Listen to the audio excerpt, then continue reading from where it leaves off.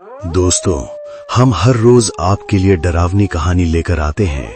अगर आप हमारी कहानी का हिस्सा बनना चाहते हैं तो कमेंट करें और हमारे चैनल को सब्सक्राइब करें। उस रात अंधेरा आम रातों से अलग था। हवा में एक अजीब सी सिहरन थी, जैसे कोई अनदेखी चीज धीरे धीरे सांस ले रही हो। लोग अपने घरों में चैन की नींद सो रहे थे, लेकिन कुछ कहानियां होती हैं जो नींद में नहीं, जागती आंखों में जन्म लेती हैं। ये कहानी भी ऐसी ही है, एक ऐसी कहानी जो सुनने के बाद किसी सुनसान घर, किसी बंद कमरे और किसी पुरानी किताब को देखने का नजरिया हमेशा के लिए बदल देती है। विवान और सिया एक खुशहाल कपल थे। शहर की भाग दौड़, शोर और भीड़ से दूर कुछ सुकून के पल बिताने के लिए उन्होंने हाल ही में एक पुराना फार्म हाउस खरीदा था। ये फार्म हाउस उन्हें एक व्यक्ति ने बेचा था जिसका नाम था समर। समर ज्यादा बातूनी नहीं था, बस जल्दी जल्दी कागजों पर साइन करवाकर फार्म हाउस सौंप कर चला गया था। विवान को यह अजीब तो लगा था, लेकिन उसने ज्यादा ध्यान नहीं दिया। 26 जनवरी की छुट्टियां थीं और दोनों ने तय किया कि वही सही मौका है अपने नए फार्म हाउस को ठीक से देखने और वहां कुछ दिन रुकने का। जब उनकी गाड़ी कच्चे रास्ते से होते हुए फार्म हाउस के गेट के सामने रुकी तो सिया की आंखों में चमक आ गई। सामने फैला हरा भरा बाग, बीचों बीच बना पुराना लेकिन विशाल घर और चारों तरफ फैली खामोशी, सब कुछ किसी पेंटिंग जैसा लग रहा था। लेकिन उस खूबसूरती के नीचे कुछ ऐसा था जो पहली नजर में दिखाई नहीं देता। घर के पीछे का बगीचा बाकी हिस्सों से अलग था। वहां की मिट्टी उखड़ी हुई थी, जैसे किसी ने हाल ही में कई जगह खुदाई की हो। विवान ने मजाक में कहा कि शायद पुराने मालिक को गार्डनिंग का शौक होगा, लेकिन सिया को यह देखकर अजीब सा एहसास हुआ जिसे वो शब्दों में बयान नहीं कर पाई। सिया जब सामान उठाकर घर के अंदर ले जा रही थी, तभी हॉल के बीचों बीच उसका पैर अचानक रुक गया। उसकी हील लकड़ी के फर्श में धंस गई थी।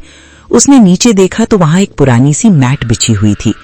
विवान ने मैट हटाई तो फर्श में एक चौकोर सा ढक्कन दिखाई दिया। ढक्कन खोलते ही नीचे जाती सीढ़ियां दिखी, एक बेसमेंट। विवान चौंक गया क्योंकि समर ने कभी बेसमेंट का जिक्र नहीं किया था। थोड़ी बहस के बाद दोनों ने तय किया कि पहले नीचे देखकर आते हैं। बेसमेंट में उतरते ही हवा ठंडी और भारी हो गई। वहां एक पुरानी अलमारी थी जिस पर धूल जमी किताबों की कतार लगी हुई थी। सिया किताबों की दीवानी थी, उसकी थकान पल भर में गायब हो गई। वो शेल्फ के पास गई और किताबों के नाम देखने लगी। तभी एक मोटी काले कवर वाली किताब अपने आप शेल्फ से नीचे गिर पड़ी। सिया ने उसे उठाया। किताब का नाम था द साइलेंट कोड। नाम पढ़ते ही उसे हल्की सी ठंड महसूस हुई, लेकिन उसने सोचा कि ये कोई रहस्यमयी फिक्शन होगी। जैसे ही सिया ने किताब खोली, पहली ही लाइन ने उसे अंदर तक हिला दिया। जो भी इस ग्रंथ को पढ़ेगा वो इसके नियमों से कभी मुक्त नहीं हो पाएगा। ये नियम जीवितों और मृतकों दोनों पर समान रूप से लागू होते हैं। सिया ने हल्की हंसी के साथ इसे लेखक की कल्पना समझा और पढ़ना शुरू कर दिया। विवान ने उसे टोका, लेकिन सिया इतनी डूबी हुई थी कि उसने बस हाथ हिलाकर उसे ऊपर जाने को कह दिया।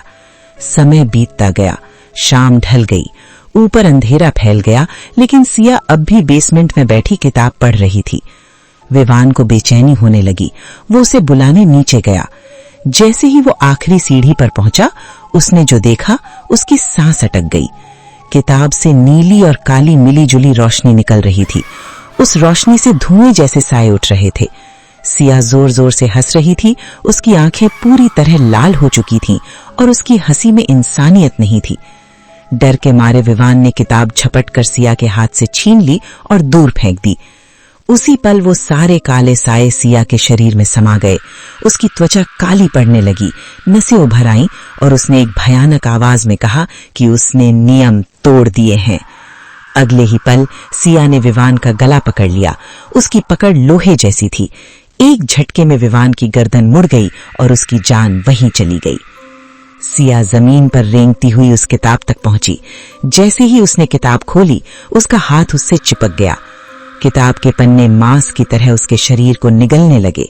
कुछ ही मिनटों में सिया पूरी तरह उस किताब के अंदर समा चुकी थी। बेसमेंट में फिर से सन्नाटा छा गया। अगली सुबह समर बेसमेंट में आया। उसने किताब को वापस शेल्फ में रखा, विवान की लाश को पीछे के बगीचे में दफना दिया और फार्म हाउस के बाहर फिर से फॉर सेल का बोर्ड लगा दिया। जाते जाते उसके चेहरे पर एक ठंडी मुस्कान थी, जैसे उसे पता हो कि अगला शिकार जल्द ही आएगा।